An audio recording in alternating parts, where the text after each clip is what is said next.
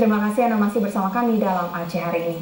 Saudara, prosesi adat sunat rasul atau kitanan di Aceh Singkil perlahan-lahan mulai ditinggalkan oleh masyarakat. Namun demikian, tradisi kitanan masih berlangsung di Desa Lipat Kajang, Kecamatan Simpang Kanan, Aceh Singkil selama 3 hari.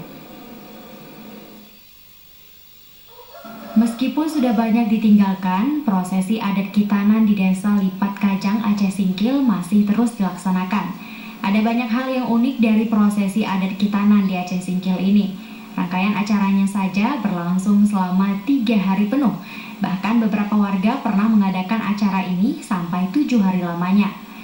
Selama 3 hari, keluarga, sanak saudara, dan masyarakat di kampung tersebut ikut berpartisipasi menjalankan tradisi ini. Bahkan pihak keluarga inti biasanya menyediakan lepo atau ruangan tambahan di luar rumah untuk para tamu yang datang. Salah satu yang wajib dilaksanakan adalah mehini menangko atau dalam bahasa Indonesia berarti mencuri inai. Pada prosesi ini, sang anak yang akan dikitan dipakaikan inai di jari tangan dan jari kakinya. Prosesi lainnya yaitu mengido tawak atau memberi makan beras yang diongseng. Yang paling menarik adalah mengarak diarak, yang berarti sang anak diarak 2 atau 3 kali mengelilingi kampung. Di hari terakhir ada prosesi dijolang atau dimandikan di sungai. Setelah melakukan mandi di sungai inilah sang anak akhirnya akan melakukan sunat rasul atau kitanan.